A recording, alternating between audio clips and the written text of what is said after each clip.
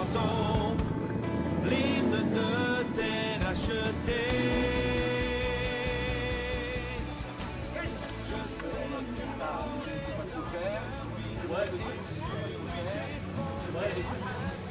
Bonjour à toutes et à tous, bienvenue dans votre émission Présence protestante.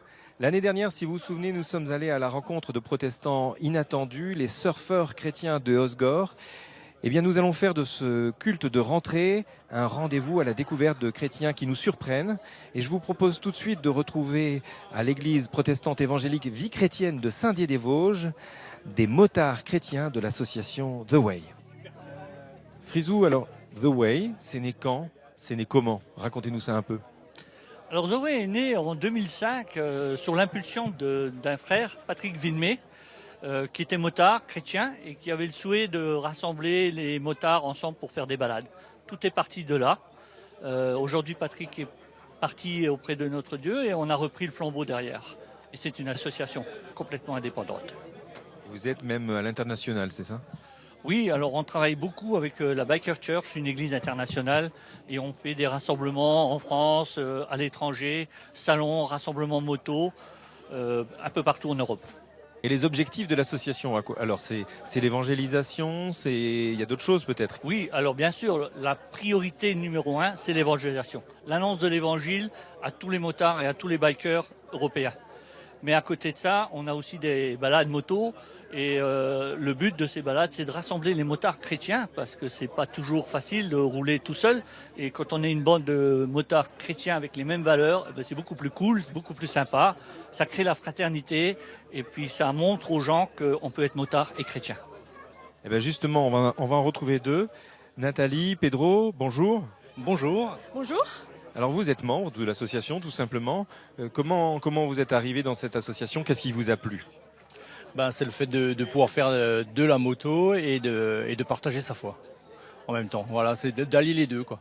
Tout simplement, simple et basique.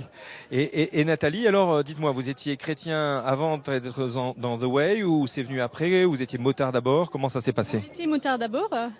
Et même qu'on était tellement motard que quand on a eu notre premier enfant, Pedro n'avait pas encore le permis voiture. Donc on était vraiment motard dans l'âme.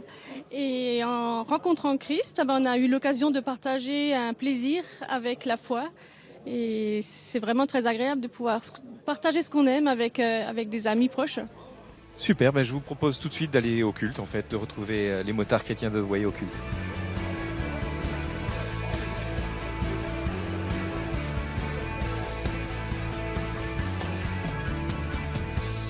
Dieu, tu règnes à jamais, le monde connaît. Chers amis, soyez les bienvenus ce matin à l'église protestante Vie chrétienne de Saint-Dié-des-Vosges pour cette célébration un peu particulière. C'est par notre foi en Dieu le Père que nous accueillons presque chaque année des motards de toute la région pour célébrer ensemble le Seigneur. Ne soyez donc pas étonnés de voir un pasteur motard. Ce n'est pas un déguisement. Je tiens à honorer et remercier particulièrement le motoclub The Way, ils sont dispersés dans la salle, pour avoir fait le déplacement depuis Mulhouse et ses environs. Merci également à monsieur le maire de Saint-Dié d'avoir envoyé une délégation. Monsieur et madame Toussaint, merci d'être là.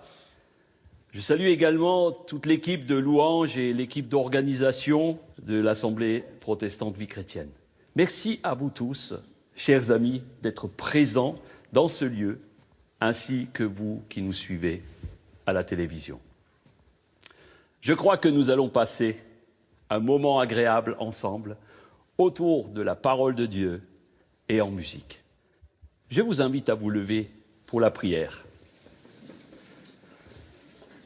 Notre Père, notre Dieu, nous sommes réunis dans ce lieu pour te remercier et célébrer ton nom et ta grandeur. Que ce moment de célébration soit agréable. Nous accueillons ta présence, ô Dieu Tout-Puissant, comme un honneur et une grâce. Que le nom du Seigneur Jésus soit béni et élevé à travers notre louange et nos prières. Au nom du Père, du Fils et du Saint-Esprit. Amen. Amen.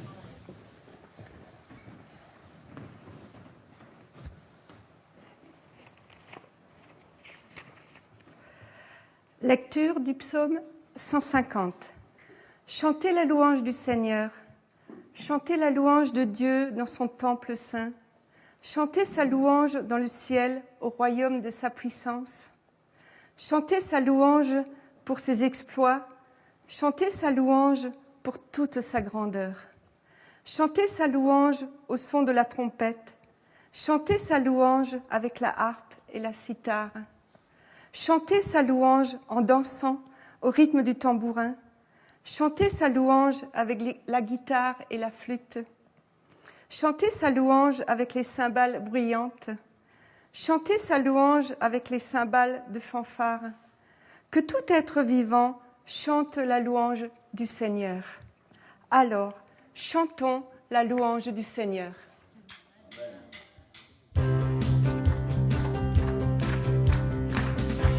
Chant s'élève, les yeux se tournent vers toi. Ils se tournent vers toi. Et l'espoir renaît, les cœurs soupirent après toi. Oui, après toi. En te voyant, nous retrouvons la force de vie.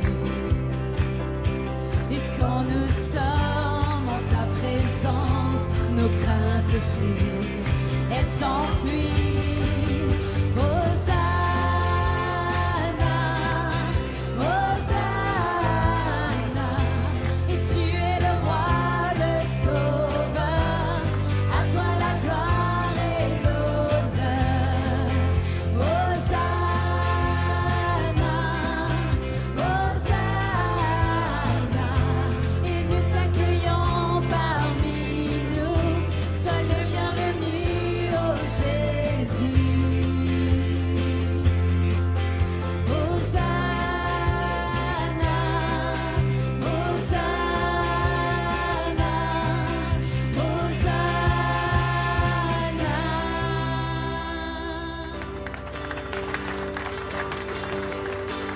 Nous te rendons gloire et honneur, et nous levons les mains et te louons en exaltant ton saint nom, et nous te rendons gloire et honneur, et nous levons les mains et te louons en exaltant ton saint nom, car tu es grand, Seigneur, tu fais des merveilles, et nul n'est comparable à toi, et nul n'est comparable à toi, car tu es grand, Seigneur, tu fais des merveilles, et nul n'est comparable à toi, et nul n'est comparable à toi, et nul n'est comparable à toi, et nul n'est comparable à toi. Alléluia.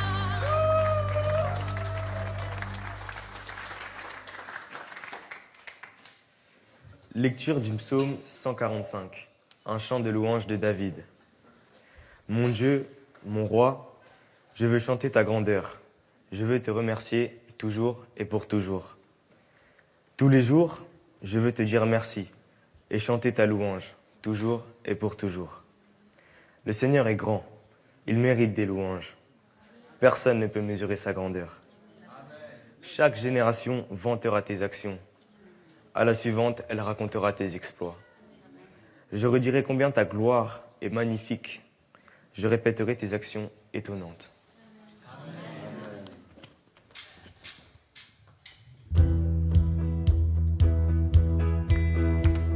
Le roi dans sa beauté, vêtu de majesté, la terre est dans la joie, la terre est dans la joie, sa gloire resplendit.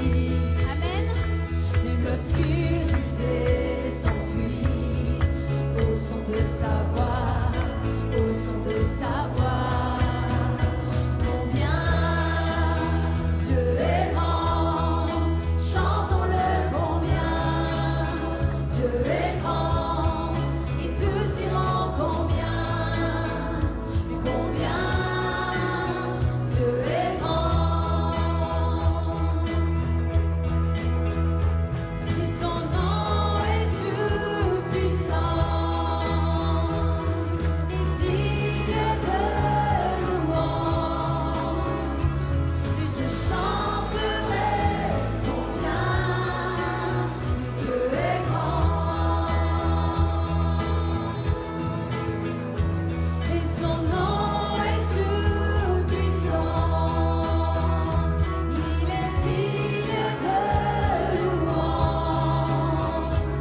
Et je chanterai combien Dieu est grand.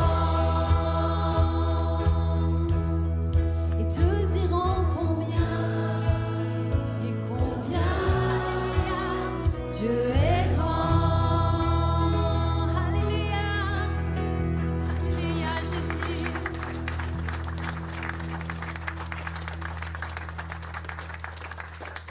Vous pouvez prendre place.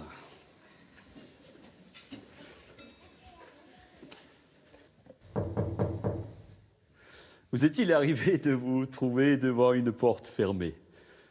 Une porte que seulement ceux qui sont à l'intérieur peuvent ouvrir. Il arrive que quelqu'un frappe à notre porte pour venir nous voir, un ami de la famille, un étranger de passage, un colporteur, qui sais-je. Mais qui donc frappe à ma porte? Instant de doute, d'inquiétude, instant de joie, qui vient briser la solitude de quelqu'un qui n'a vu personne depuis longtemps. Mais qui pourrait-ce bien être?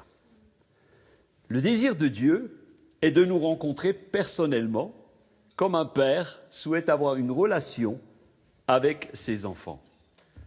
C'est pour cela que Dieu a envoyé son Fils Jésus sur terre, en chair et en os, afin de nous donner l'opportunité de faire sa rencontre. Nous allons voir un passage dans la Bible où nous voyons Dieu, au travers de Jésus, se tenir devant une porte fermée. Et voici ce qui se passe. Nous allons lire dans le livre de l'Apocalypse au chapitre 3, verset 20. Et voici ce qui est dit. « Voici, je me tiens à la porte et je frappe. Si quelqu'un entend ma voix et ouvre la porte, j'entrerai chez lui, je mangerai avec lui et il mangera avec moi. » Cette porte représente le cœur de chacun de nous. Que nous soyons croyants ou non, Dieu porte un intérêt spécial à chacune de ses créatures. Holman Hunt, un célèbre peintre anglais, a peint cette toile, très connue selon Apocalypse 3.20, où l'on voit Jésus frapper à une porte qui visiblement n'avait pas été ouverte depuis très longtemps. Un admirateur du peintre a signalé que le tableau avait un défaut. La porte n'avait pas de poignée. À quoi Holman Hunt a répondu « Vous vous trompez, monsieur, il y a bien une poignée, mais elle se trouve à l'intérieur. » Voyez-vous, Jésus est celui qui veut entrer dans notre vie afin d'y amener sa vie, la lumière, sa paix, sa joie. Et c'est au travers de votre cœur que cela se passe. Et il ne force jamais une porte fermée. Mais il y a un obstacle entre lui et nous, nos raisonnements, notre rationalisme, notre ego, qui sont en lutte permanente avec notre esprit. Et c'est en oubliant nos idées reçues que la porte de notre cœur peut s'ouvrir. Mais cette porte est votre propriété. Et c'est vous qui en détenez la clé. C'est le principe même de Dieu, le libre arbitre. Jésus frappe à la porte, pas à la tête.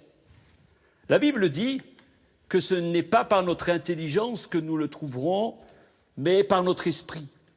Beaucoup pensent pouvoir trouver Dieu à travers la science. Mais laissez-moi vous dire que la science et la foi ne se contredisent pas. Tout simplement, les deux ne posent pas les mêmes questions et par conséquent ne peuvent donner les mêmes réponses. Étant moi-même quelqu'un de très cartésien à la base et de pragmatique, j'ai découvert cela par moi-même il y a longtemps et croyez-moi, cela m'a fait un choc. Jésus a beaucoup insisté sur le fait d'entrer dans le royaume de Dieu. Et il a appelé tous ceux qui l'écoutaient à le suivre afin de trouver cette porte. Et il dira même plus tard, « Je suis la porte ». La porte est le symbole de l'invitation de venir ou revenir à Dieu. En effet, Jésus désire entrer comme vous, comme chez moi, pour avoir une vie qui est heureuse. L'avez-vous entendu frapper? Lui avez-vous déjà ouvert la porte?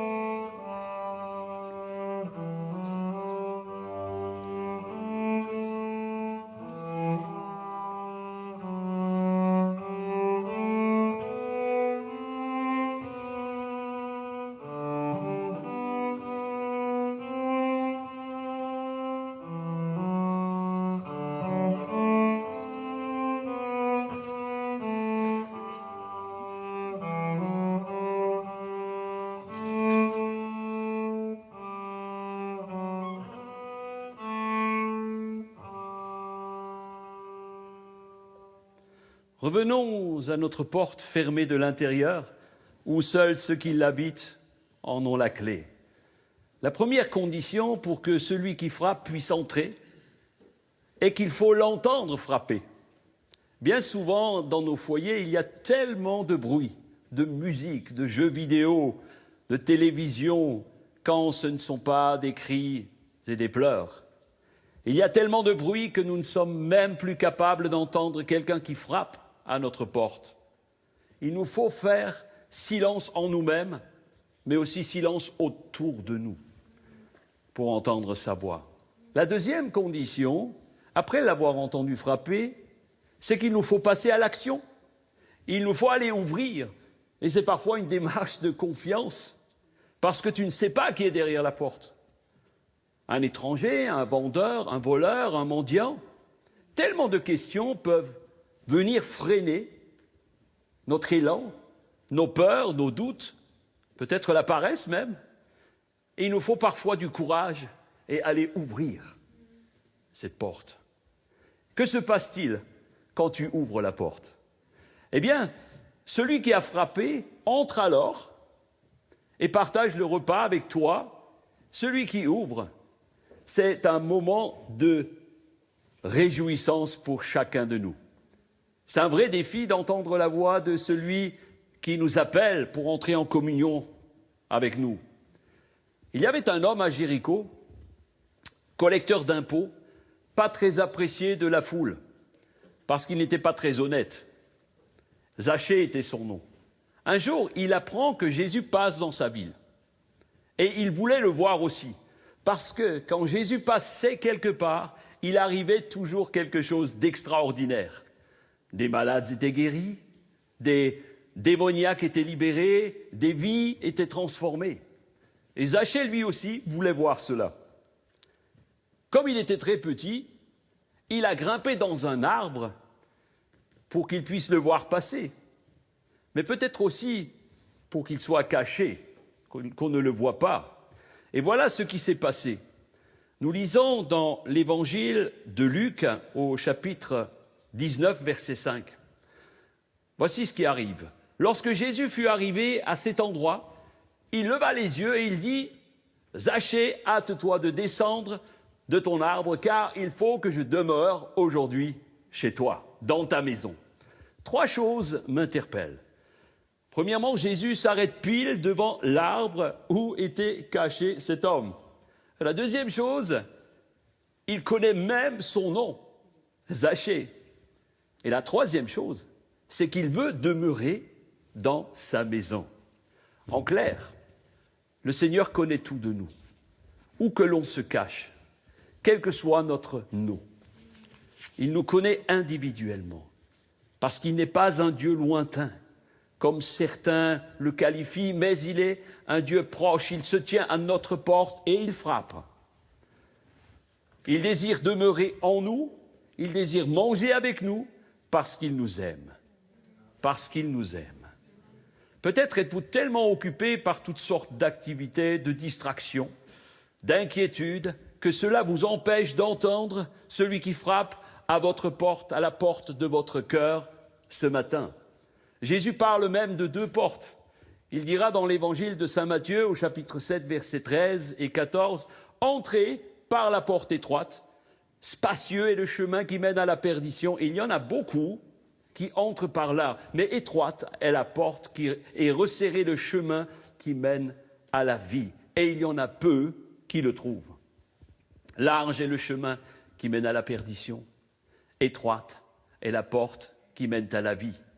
La Bible nous invite à choisir entre la mort et la vie. Mais le Seigneur nous invite et nous encourage à choisir la vie pour toujours. Jésus est patient et se tient à ta porte aujourd'hui et il continue de frapper. Il désire manger avec toi, te parler, t'apporter un message d'amour, d'espérance, de vie, de paix, de joie et la vie éternelle. Alors, aujourd'hui, si vous entendez sa voix, n'endurcissez pas votre cœur à cause de vos raisonnements, à cause de vos peurs, de vos doutes, parce que vous ne vous sentez pas digne. Alors, courez vite, lui ouvrir. Il se tient aussi derrière votre porte. Alors vous, que ferez-vous ?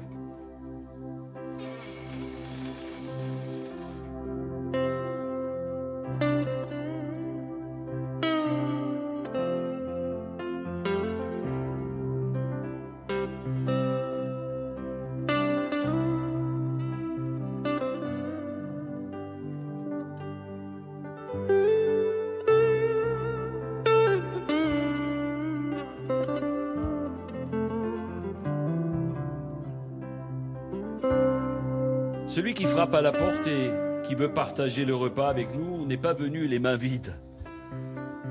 Il nous propose le pain de vie et le vin que représente son sang versé. Ce matin, nous allons partager ce pain et ce vin ensemble. C'est le symbole de la réconciliation avec le Père par la mort de Christ et sa résurrection. Je vous invite à vous lever pour la prière. Nous te remercions, Seigneur Jésus, pour ton sacrifice d'amour que tu as accompli à la croix. Car tu es mort pour nos péchés, pour nous rencontrer personnellement. Tu es venu nous apporter ta joie et tu es venu nous apporter la vie éternelle. Amen. Sentez-vous libre de participer à cette scène comme vous le sentez alors que nous écoutons ce chant grâce infinie.